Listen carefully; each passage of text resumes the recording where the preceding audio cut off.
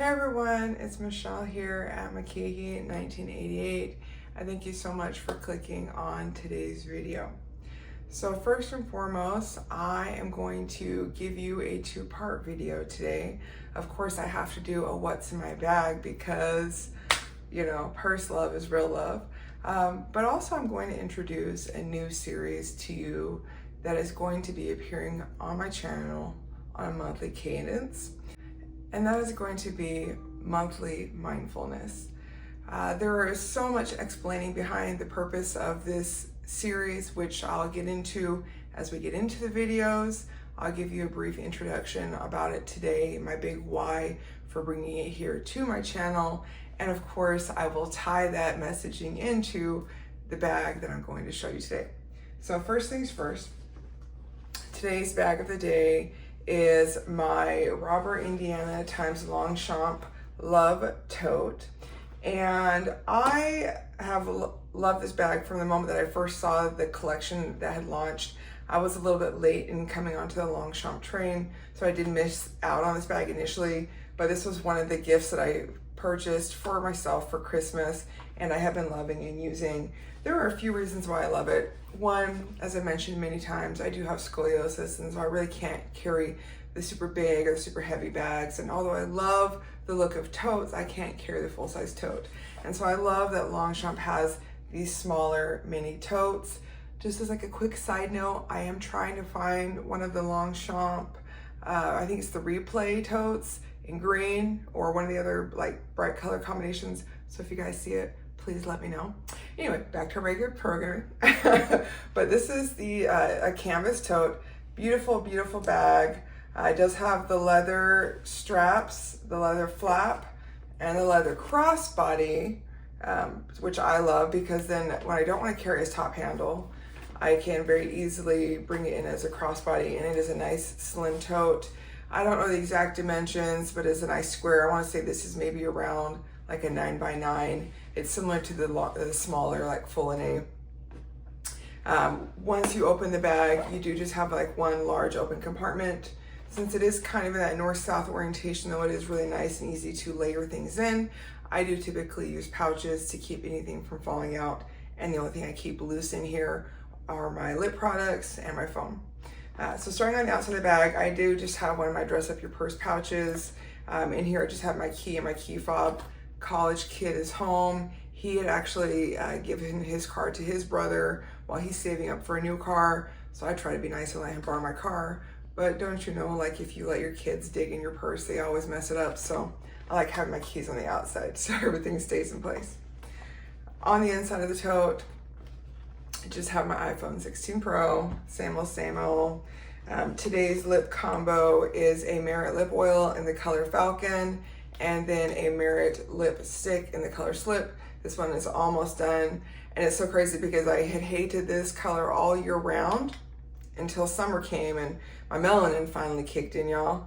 And now this is a good color, but I'm like, nah, not just for summer, it's not. So for somebody else who isn't as, you know, challenged in the melanin way as I am, this might be a good year-round color for you. For me, until I get like my brown and my warm undertones in, it's much too cool for me. And then Falcon is a great year-round color. I'm trying to use some of these products up because, of course, Merit came out with some more colors in both their lip oils and lipsticks that I want to purchase, but I'm trying to do the one out, one in since I've finally got my lip products down to a reasonable count. I don't want to exceed that, so I'm trying to be patient. Looking into the tote, just have the rest of my items in there, and this does have one zip pocket at the back.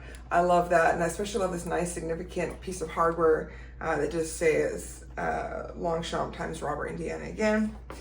Today's sunglasses are my Longchamp blue glasses. I have my Coach Essential Slim card case, I think they call that. Just a nice little smaller wallet. This is honestly one of my favorite ones, and I was thinking about this earlier too, like why do I like this so much? And I realized this, like, not just because it doesn't have like an excessive amount of cards, and not just because it has like a really nice coin pocket and plenty of extra slots. I think what I like is that it actually has the vertical orientation for the cards. It's much easier for me to get cards out, especially with nails when the card slots are oriented this way.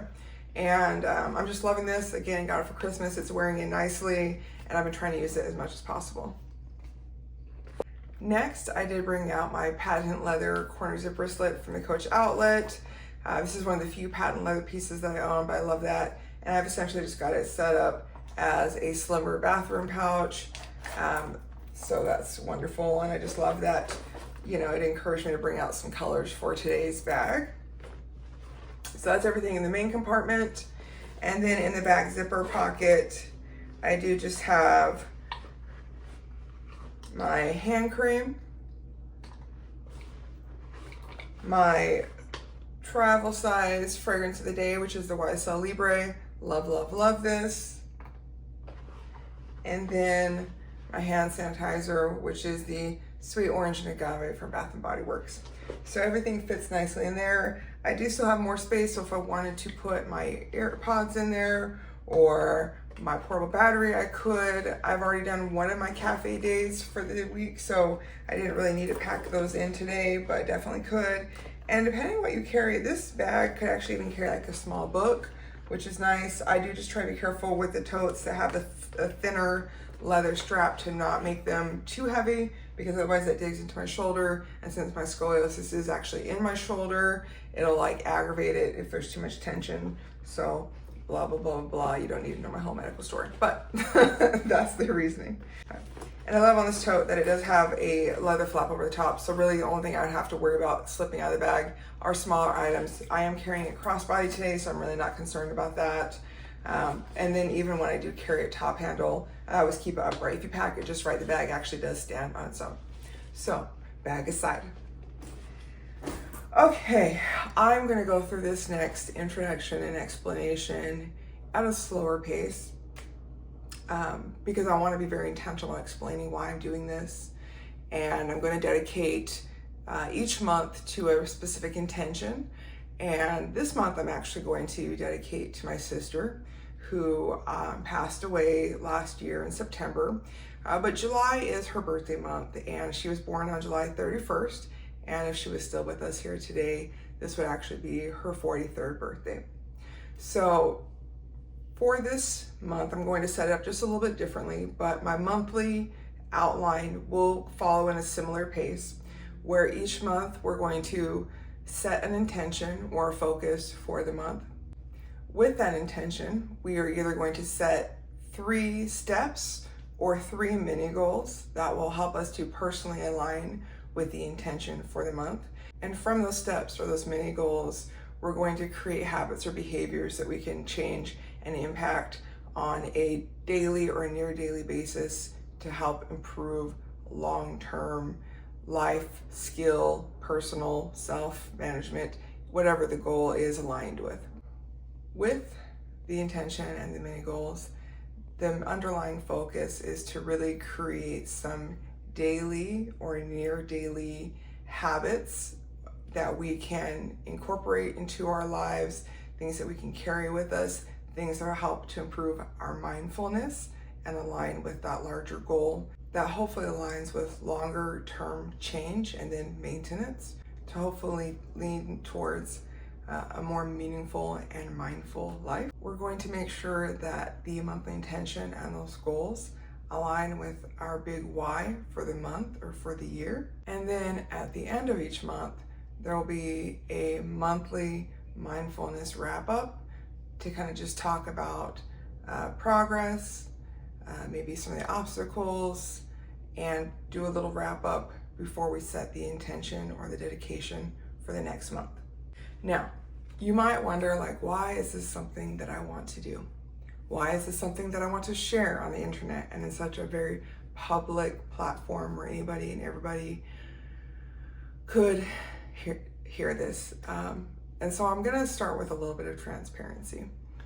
And I'm gonna give this to you in 3 pieces, okay? So my career, my personal life, my sister's life. And this is something that I have been thinking about and planning and wanting to share for quite a while. But I honestly have been going through the longest winter season of my life. And I was a little bit afraid to share some of the information until I knew that everything was done and wrapped up and over with. So last week, I received a phone call from the district attorney in the county where I reside, and they let me know that my ex had finally accepted a plea deal and that they were going to allow him to plead to a lesser count.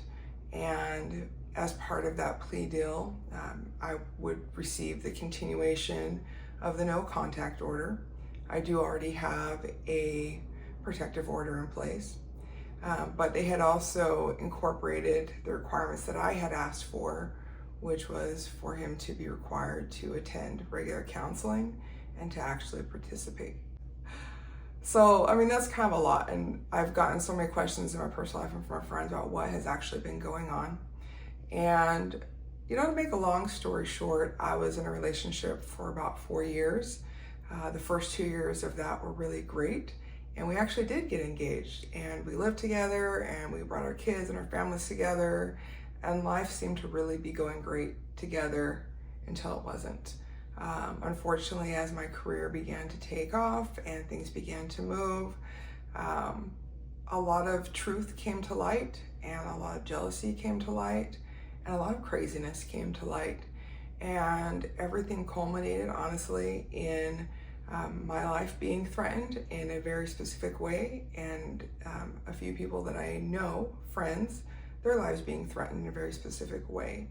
And things had escalated to a point where in that moment, I just knew that was a very real threat, and I was able to get it on recording, and that allowed me to finally get the police to respond in the correct way to remove that individual from my home and from my life. And then they did end up facing criminal charges. So if that wasn't enough, because life is lifing, that's our term now, right?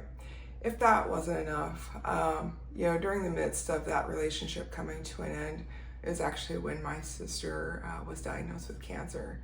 And she and I had become very close, especially during COVID.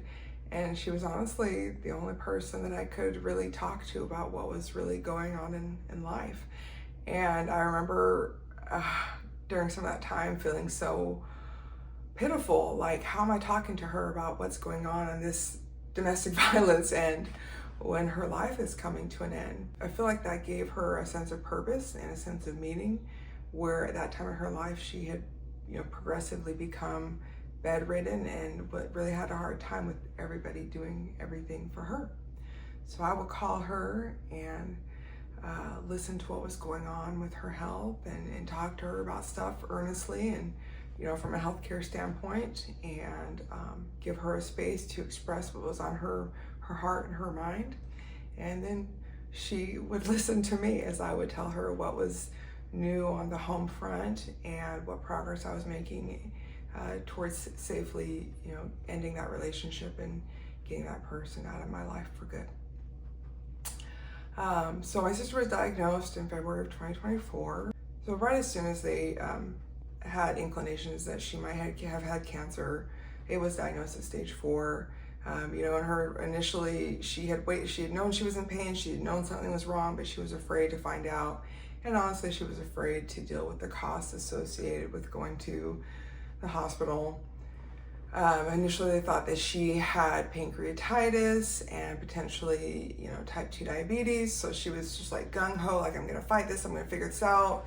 Her husband is a brittle diabetic. She knew what she needed to do. She knew that she hadn't been taking care of herself and her diet, and that she was just really excited to have this opportunity to get better.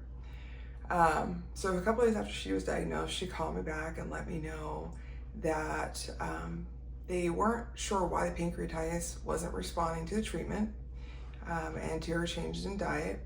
And more so, they had done an MRI and found that there was a mass on her pancreas right over the nerve, and that it was the source of her significant pain that she was experiencing, and that they were going to send her for some initial imaging and wanted her to meet with an oncologist.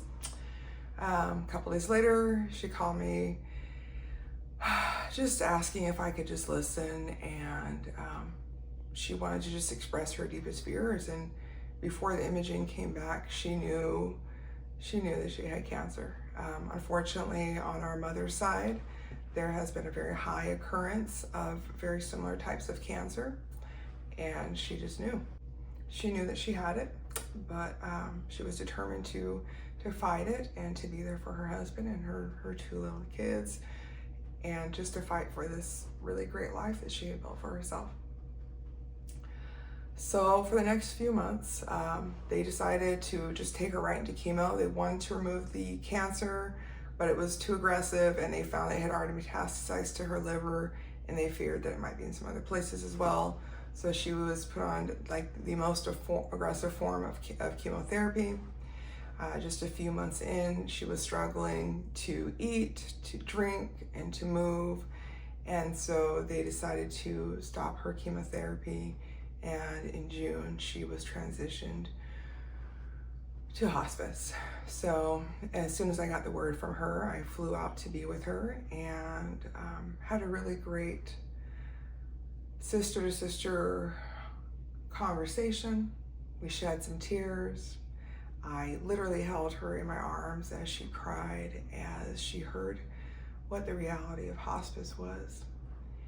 And we began to talk about the end of life process, her wishes, what she wanted done for her memorial service, what she wanted for her husband and for her children, what her fears were, and what her hopes were.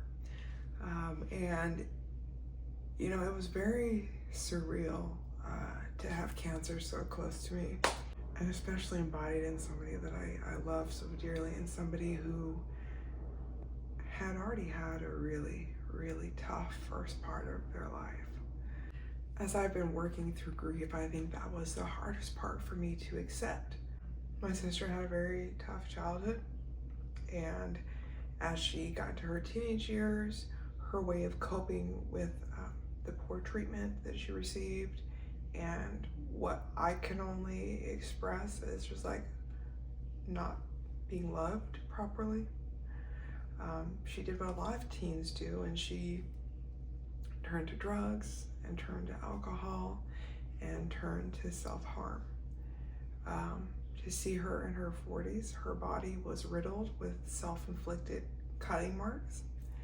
And even though that was in her past, she still had very high levels of anxiety, and she was a picker, and it was tough.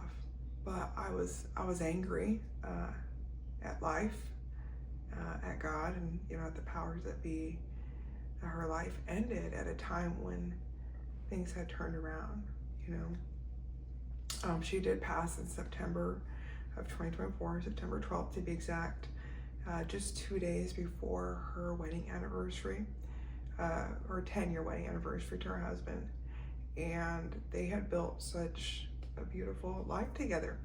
Two people that were just very kind and very loving and very determined to create a better family scenario for themselves and for their children than what either one of them had grown up in. And they had two beautiful kids. And during COVID, they were able to take advantage of the market and buy their forever home, which had like space and a big yard. And she was just truly happy and truly enjoying the life that she was living. So yeah, I was mad for a long time that she got robbed of that. But there were so many other things that played into that situation. And ultimately, as much as I wish she'd had decades more to live, I do truly believe that only the good die young, right? And I am grateful that she was able to live a very filling life. She recovered from her drug addiction. She got her GED, she got her bachelor's, she got her master's, and she attained her dream job of being an HR generalist, and she was like damn good at it, and she was a wonderful wife and a wonderful mom. And I can't say that she didn't live a full life. It's just it just seems so incredibly short to die at the age of 42. So As I mentioned, I've been wanting to get this series up and running for quite a while, and this is probably one of those things that you're gonna like meet like more of the real Michelle in. I am a person who has been searching for meaning and purpose in my life for a long time, knowing that that is like the best route to healing.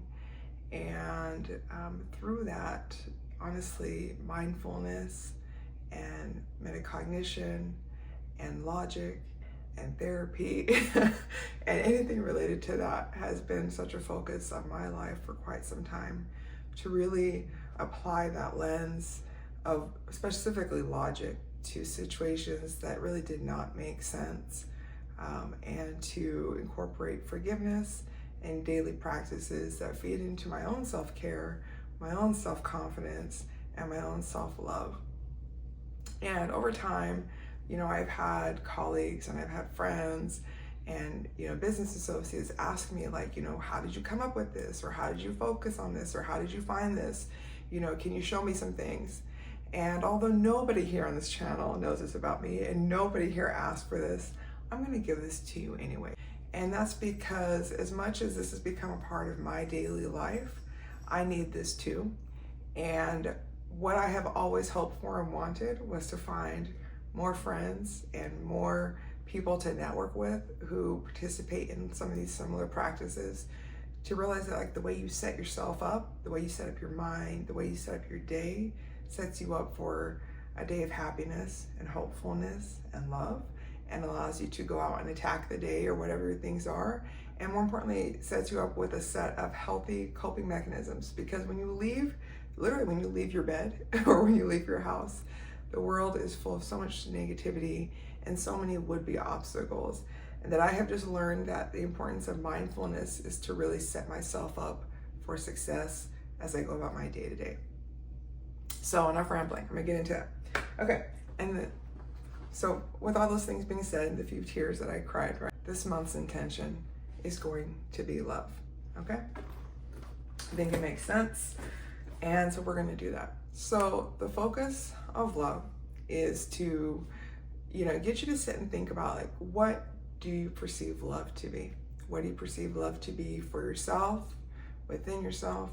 What do you perceive love to be with your spouse or your partner or your friends or your relationships or your kids or your coworkers? So with this focus on love for the month, there are 3 things that we're going to do to set ourselves up for an intentional, purposeful, meaningful focus on mindful love for ourselves and for those around us, whether it's our immediate family or our communities or the world at large. The goal is to focus on 3 things. And the first thing is to set the tone for the day. So there are so many ways that you can set the tone for the day. Ideally, when you wake up from sleep each night, that is the best time to set the tone for the day, right? We've had dreams, hopefully we've wrestled things within our subconsciousness, we've let a lot of stuff go, and most of us wake up with a very clear mind. So that's the time to quote unquote manipulate your mind or fill it with positivity to set your perspective or your lens of how you're seeing things throughout the day. So whatever things you think are great for you, go ahead and do that. I have a few things that I personally like to do that I will share, but I want you to always think about what works best for you, because ultimately when it comes to mindfulness, that is what you have to think about. It's thinking about your thinking and thinking about what works for you, because what works for me may not work for you, what works for her may not work for him. And I think so often we all try to impress upon others to do as we're doing, and we don't really consider whether or not that works for them. So as I mentioned, I'll share my daily practices, but I want you to think about things for you that work out. So for myself, to set the tone, one of my favorite things to do is to start my morning each day with a type of exercise. I like to get as many of my steps out of the way as I can. And so I had invested a couple years back in a walking pad. And so I either get on my walking pad or I go running outside. And my goal is typically to put in 2 to 3 miles on a run or 3 miles on my walking pad. And then while I'm doing that, I listen to my daily motivation. So as I've made my daily motivation a regular practice. I've gone through a number of mentors and people that I like to listen to. And if you need a reference or want a reference, I actually have made my morning motivation playlist public. So you're welcome to go through there and listen to any of the speakers or talks that I have saved on there. I made the mistake of listening to things previously and deleting them, so I'll stop deleting them and that playlist will fill back up. Throughout my listening experience, I've listened to a number of mentors, from Jim Rohn to Zig Ziglar to Les Brown to Tony Robbins, and a plethora of other motivational speakers. Right now, I will tell you, and I will warn you before you go to the playlist, that I am very heavily focused on Eddie Pinero. I find him very easy to relate to because he and I are close in age, but also I respect the fact that he is speaking about things as he himself is also working to do these things. And I feel like that's the kind of advice that I take in and absorb most readily, is when somebody can give me advice because they're also doing it and not just because they think that I should. So go check out my morning motivation playlist, and I start my morning every morning with that. There are some longer tracks in there. There are some that are only 6 to 12 minutes. There's some that are 20. There's some that are 30. His original clips that he was posting were a little bit over an hour. I think he has started to try and do some shorter form content. And then I'll also add back some of my other motivational mentors that I've listened to over the years. This is a practice that I've been doing on a near daily basis since 2017. And I will tell you, it was first posed by Les Brown to be like, hey, just listen to my tapes for 30 minutes a day. And I don't remember what, like for 6 weeks or whatever, and to see if you notice a change. And at the end of the 6 weeks, I felt just so different. And I think my number one takeaway was that I realized like what a negative mindset I had about myself and about life prior to that. And, I remember first listening to Les Brown thinking, my gosh, some of his stuff is just so cheesy. But the way that he speaks also felt like somebody who really cared about me. And so when I introduce him to other people, I always say, now Les is a little bit cheesy, but we all need a little bit of cheese in our life. And I think the one thing that I had missed for so many years, since my dad passed away when I was a child, was I missed that fatherly advice. I missed that fatherly warmth and that love. And I like the way that he delivers because it kind of filled that space for me. So, morning motivation playlist is there, it's ready. All right, the second thing we're gonna do on a daily or near daily basis is reduce our distractions. I know as women, as moms especially, we pride ourselves in the ability to multitask. But what that does for so many of us is it heightens our anxiety. And yeah, you can do 1,000,001 things at once. Or you can focus and do one thing at a time and do it better and do it more thoroughly and do it in a way that doesn't agitate your nervous system. So the second playlist that I've made available to you is my easy listening / nighttime playlist. And the easy listening part focuses on like lo-fi music, certain frequencies, and then there are some like instrumentals with like there are some instrumentals with nature sounds, and those are tracks that from a sensory perspective help to set the tone. They bring you to a calm state, but a state that still allows you to be alert enough to focus on tasks. The second part of that playlist is the nighttime listening, and that gives into the third piece, which is empty your brain. So nighttime, you've lived a full day, you've interacted with people, you've had experiences, you've likely had stressors. So the empty your brain component is the part where, for me, I go to my journal. I have a journal in my planner, but I also have a journal specifically for gratitude, where I'll go and just empty out my thoughts. I'll express my gratitude for the day. I'll express my frustrations for the day. And then I go to my nighttime playlist, which allows me to have the noise that I sometimes need. And I think a lot of us want, when we do things like try to fall asleep to the TV, but I can turn my screen away from me or put the black screen on so that I'm not getting the blue light filters, so I'm not keeping myself awake. I recently, I typically like easy listening music, and there are plenty of nighttime playlists you can find. One thing I really have enjoyed was sleepy jazz, that was beautiful.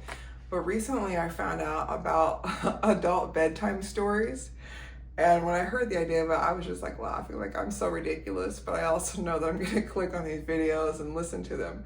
And I'll tell you, some of the stories are just funny, and some of the stories are children's stories adapted for adults. But I can't say that I've listened to maybe more than 10 to 15 minutes of any one story before I fell asleep. And that has been so nice because I'm back to getting more quality sleep, and I'm back to falling asleep at the proper hour. My bedtime for myself that I would like to be asleep by is between about 10:15 and 10:30.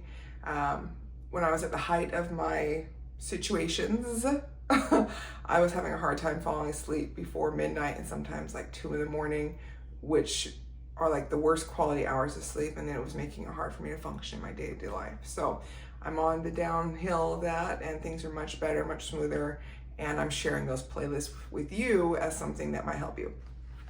So to kind of recap what I do, when I'm setting these intentions or when I'm setting these goals around mindfulness to help me be more present and in the moment and in my mind and in my thinking so I can give better outputs in my personal, professional, daily life, I start by setting the tone for the day with motivation, exercise, reading, motivational guidance from my motivational mentors, anything that allows me to fill my mind with positive reinforcements and set a positive tone for the day.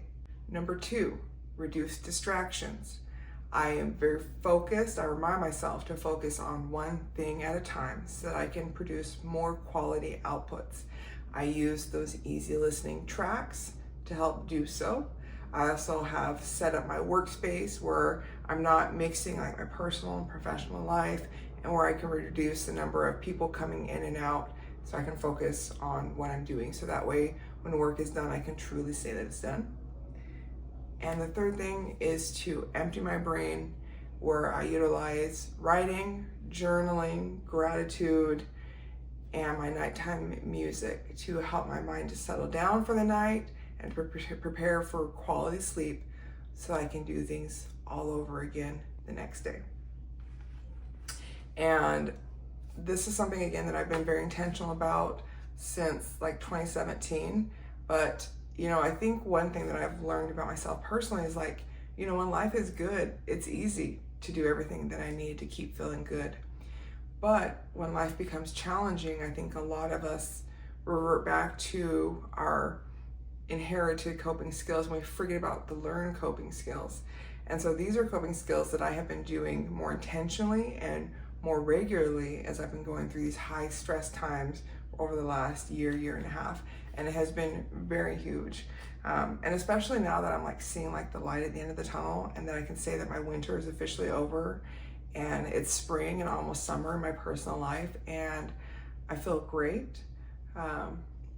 And I feel grounded, and I feel and can visibly see where doing these practices on a daily basis has helped me to keep my shit together and to keep it moving and to have faith in myself, faith in life, faith in God, faith in the fact that things will get better, because they are getting better. But it starts with how I think about things. It starts with my mindset, and that's where mindfulness is so important for all of us. One other thing I'm going to outline real quick that I will take a picture of and insert here on the screen is the importance of a habit tracker. Especially if you're a person who is very busy or has a very high stressful life. I feel like it's so important to outline things on a habit tracker that serve as a visual reminder, but also things that set the intention or refocus you on your goals. So on my current habit tracker, I have the goal to drink my minimum of 8 glasses of water, although my preferred amount to drink is actually closer to 15. I do just always set the reminder of a minimum of 8 glasses of water, because I can usually then convince myself to drink that before I even begin my meals for the day. My second goal is to hit the gym / do circuits 3 times a week. Now I do movement every single day, but I also try to break that up with different types of exercise. So gym / circuits 3 times a week. And then I'd like to read 3 times a week, and that's something that I typically do in the morning to set a positive tone, or in the evening to set a relaxing tone, depending on the book that I have to read. I have a couple different genres that I read in. My next goal is to write in my gratitude journal. And I haven't set a goal of how many days a week I want to do that just yet. I think ideally it'll be between 3 to 5. I haven't figured that one out yet, so I'm still practicing with that. And then my last goal is to be out of bed by 6 a.m. So typically for things like goals, we try to set those. They say it takes about 4 to 6 weeks to set a new habit.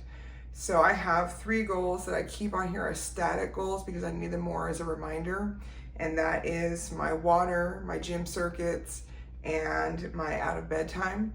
And then my other goals, which are 2 remaining spots, I'll adjust those depending on what I'm trying to focus on. So right now, again, it's reading and gratitude.